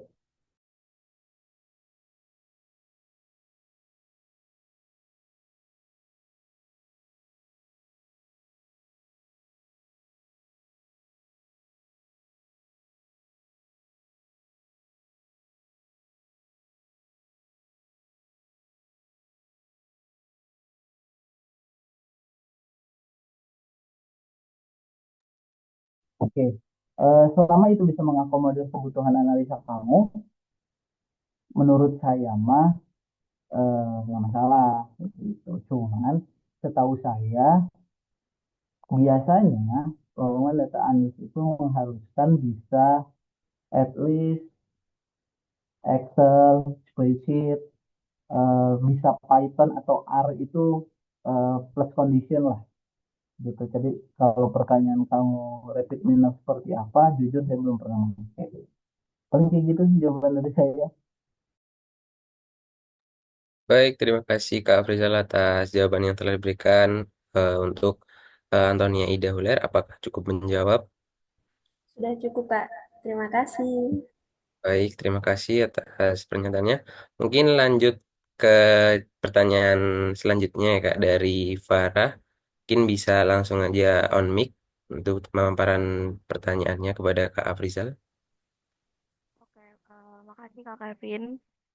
Sebelumnya apa suara aku terdengar? Terdengar? Oke. Eh, oh ya, sebelumnya perkenalkan, aku Farah kebetulan dari jurusan Sistem Informasi, jadi nggak asing sama yang namanya bahasa pemrograman ya Kak. Nah, kayak yang kita tahu sama yang Kakak jelasin tadi, kalau misalkan bahasa pemrograman itu kan ada banyak ya Kak. Kayak contohnya tadi ada Python, C, JavaScript, dan lain sebagainya. Nah, kalau untuk pertanyaan aku sendiri, kalau untuk seorang data analis itu umumnya menggunakan bahasa pemrograman apa ya Kak? Apakah semua bahasa itu digunakan? Jadi kita emang harus punya skill di masing-masing bahasa atau cukup fokus pada bahasa tertentu aja. Jadi kayak yang tadi Kakak bilang kalau misalkan itu balik lagi ke perusahaan atau tempatnya cocoknya itu pakai tools apa. Nah, better menurut kakak, better kita udah punya skill di masing-masing bahasa atau satu aja tapi jago di satu bahasa itu. Kalau misalnya iya, kenapa kak? Terima kasih sebelumnya. Oke, pertanyaannya bagus. Eh Sebenarnya pemrosesan, kalau kita bilang memproses data itu semua data juga bisa memproses data. Tapi memang tidak semua bahasa pemrograman, ini mas pengetahuan saya ya, tidak semua bahasa pemrograman itu menyediakan modul untuk kita ngeproses data. Ngeproses data itu bukan tentang pipeline, kalau kamu tahu, bukan tentang dari server ke komputer atau misalnya nyimpen datanya, bukan soal itu.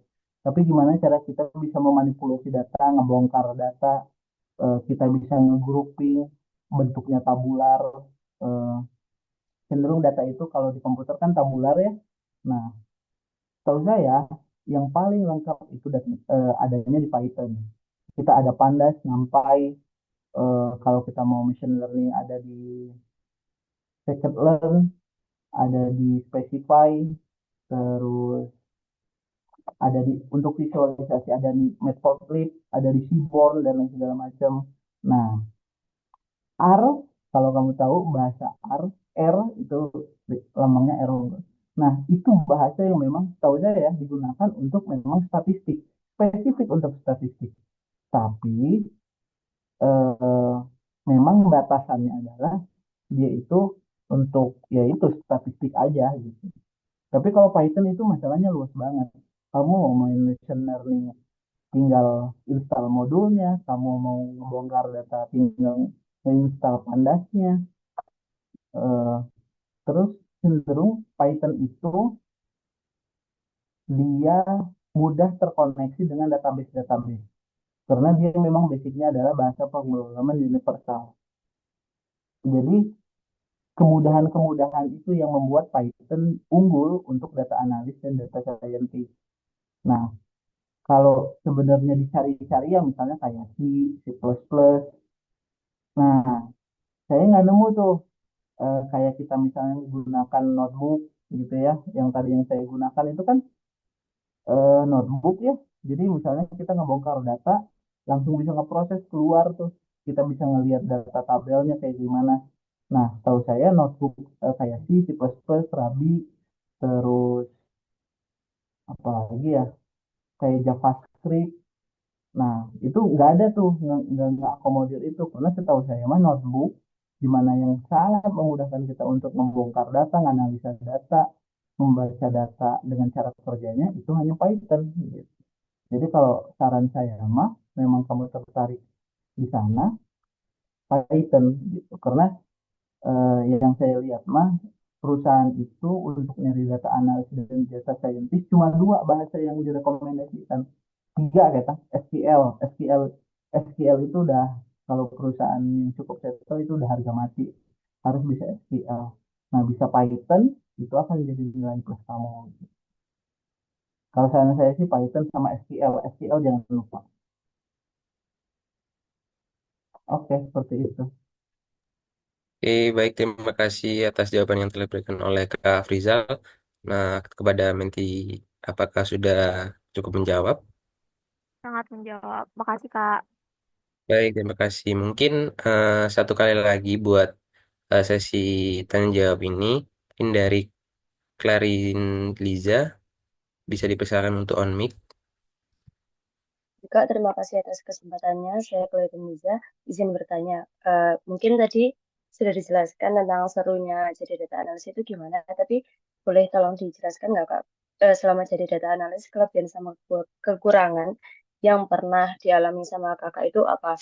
Kemudian untuk lowongan pekerjaan dari data analis sendiri, apakah dia itu lebih memandang ke hard skill, soft skill yang dikuasai oleh orang itu sendiri, atau ke jurusan yang diambil oleh orang itu? Terima kasih, Kak.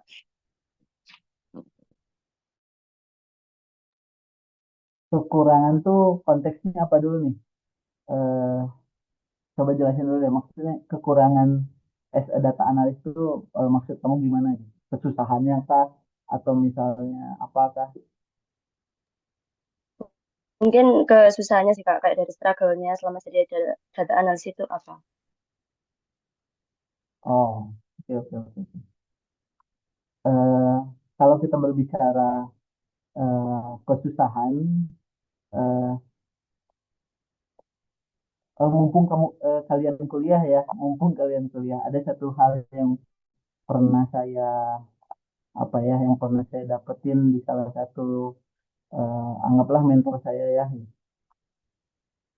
Teman-teman yang harus disadari setiap kerjaan itu apapun kerjaannya, walaupun itu hobi kalian, kalian akan nemu nggak enaknya. Nah, jadi kita itu jangan juga berekspektasi eh, nemu serunya, walaupun sesulit-sulitnya, semumet-mumetnya, tapi kan aku suka. Enggak, kalau udah mumet ya udah mumet aja. Itu mah udahlah itu mah. Nah, tapi kalau kita bilang kesusahan dalam bidang data analis, eh, apa ya?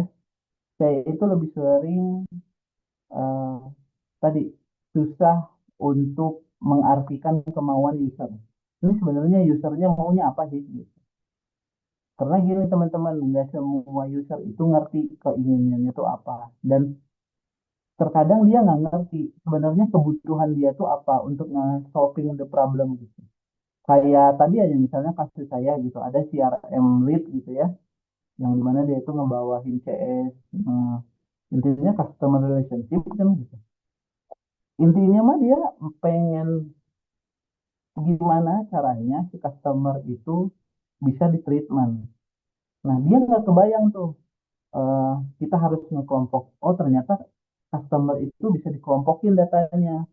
Sorry, bisa dikelompokin secara perilaku atau misalnya secara RFM-nya itu bisa dikelompokin tuh agar kita treatment mereka itu sesuai dengan value mereka. Nah, awalnya si RM lead-nya itu nggak tahu ada yang begitu-gitu.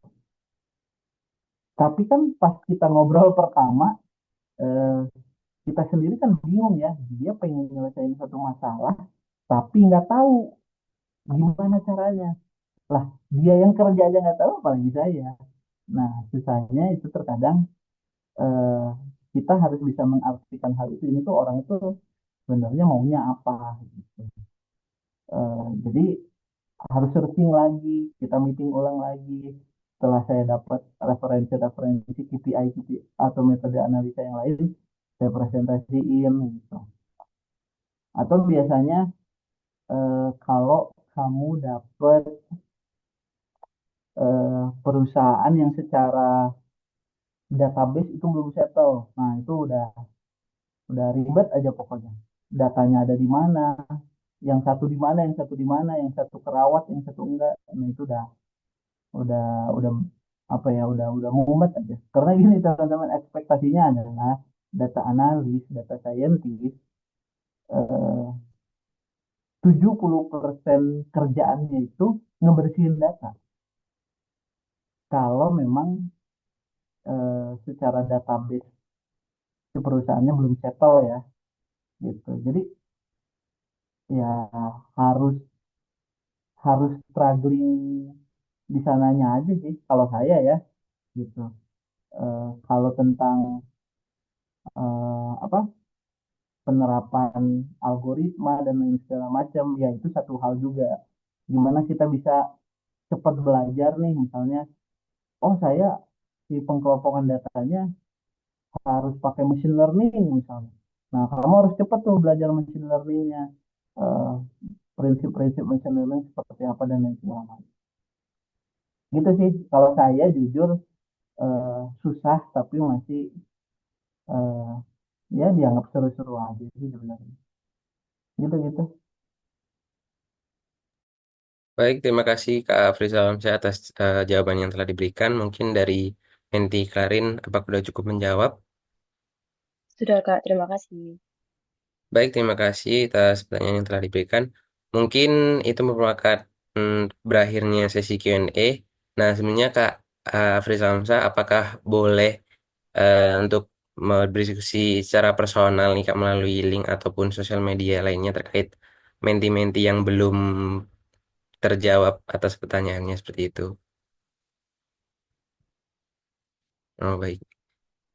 Mungkin untuk menti-menti yang belum terjawab atas pertanyaannya, mungkin bisa connect langsung melalui LinkedIn Kak Afrizal Alamsyah. Nah, Boleh, boleh. selanjutnya, nah mungkin Kak Afrizal Alamsyah ada sedikit kenangan nih dari Ajak Jago, yaitu bentuk e-sertifikat. Nah, kami izin mendokumentasikan sesi ini ya Kak.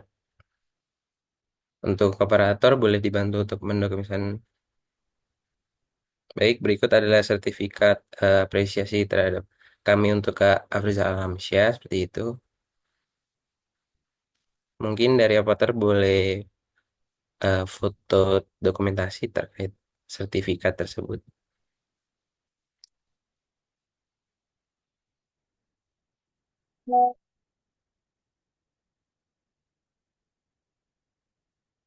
Oke, satu, dua, tiga. Oke, baik, terima kasih atas apresiasi dari kami untuk Kak Afrizal Alamsyah udah menyempatkan waktunya untuk memaparkan materi seputar data analis dan antusias dari menti-menti cukup banyak dan banyak pertanyaan juga yang belum terjawab seperti itu.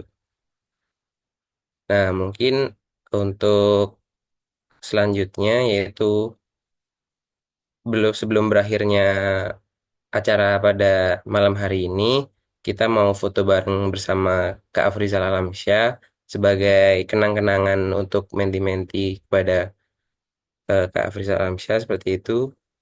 Buat yang menti-menti yang belum on cam, silakan on cam.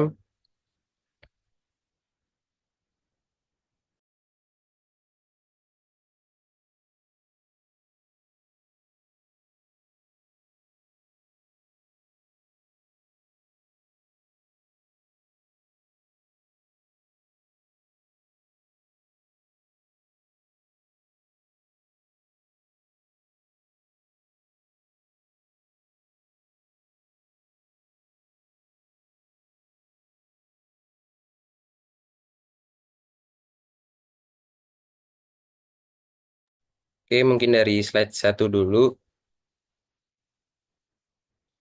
Aku mulai satu, dua, tiga. Oke, slide dua. Satu, dua, tiga.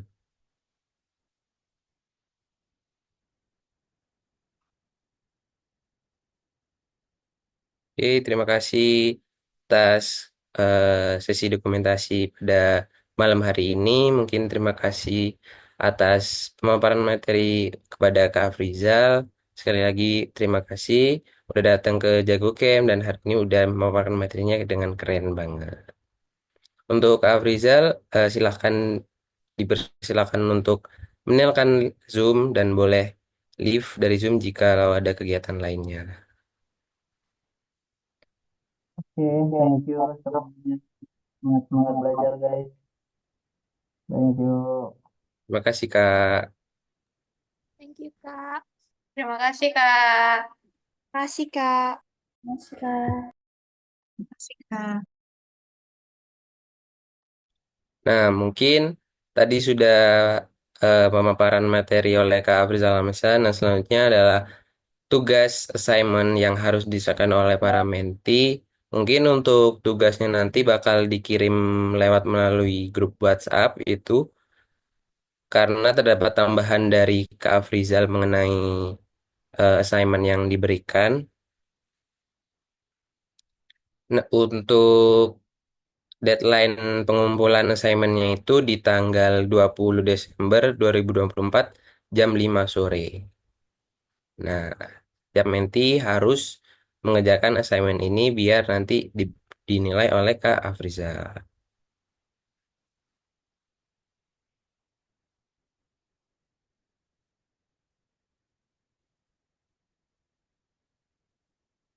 Oke, selanjutnya mungkin lanjut aja ke sesi berikutnya yaitu mengisi kehadiran.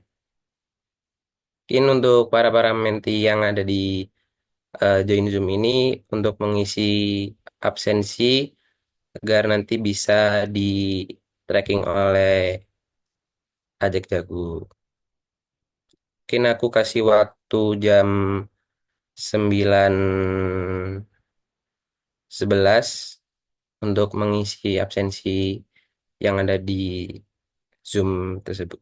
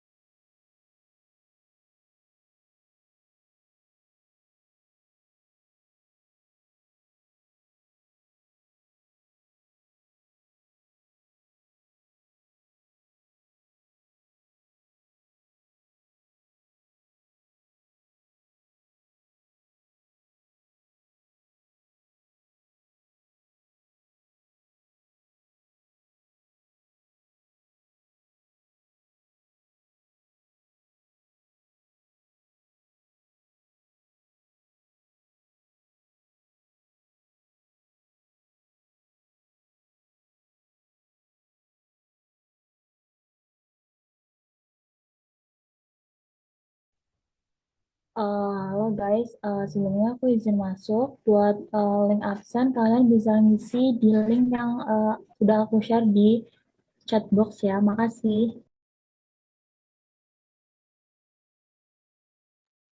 Kak, mohon maaf untuk linknya itu kok nggak bisa ya? Error gitu. Oke, bentar, aku cek dulu ya.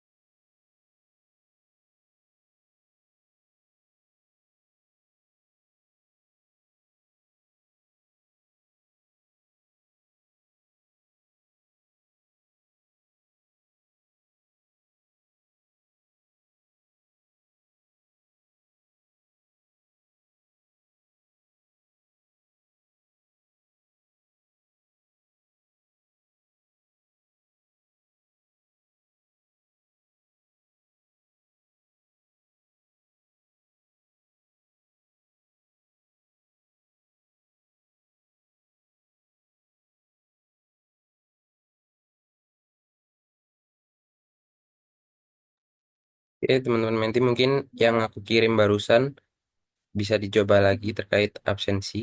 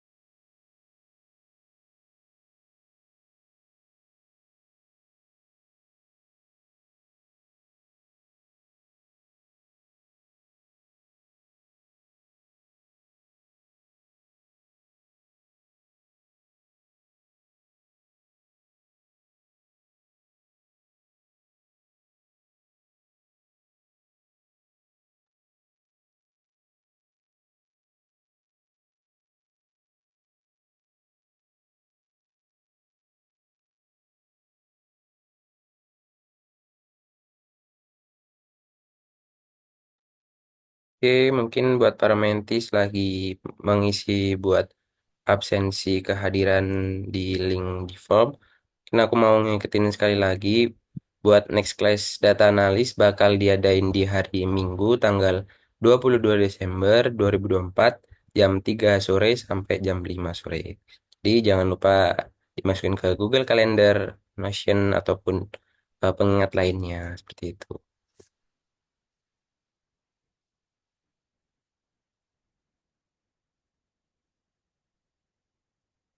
Mungkin karena tadi kita mulai dengan doa untuk menutup membuka sesi data analis tersebut.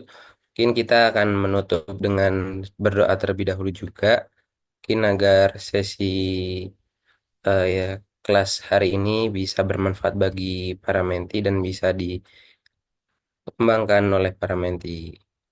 Mungkin berdoa dipersilakan.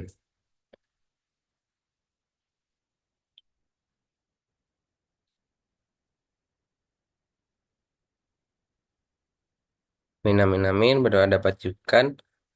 Oke, makasih buat teman-teman yang sudah join dan menyempatkan waktunya buat kelas di week pertama data analis pada malam hari ini.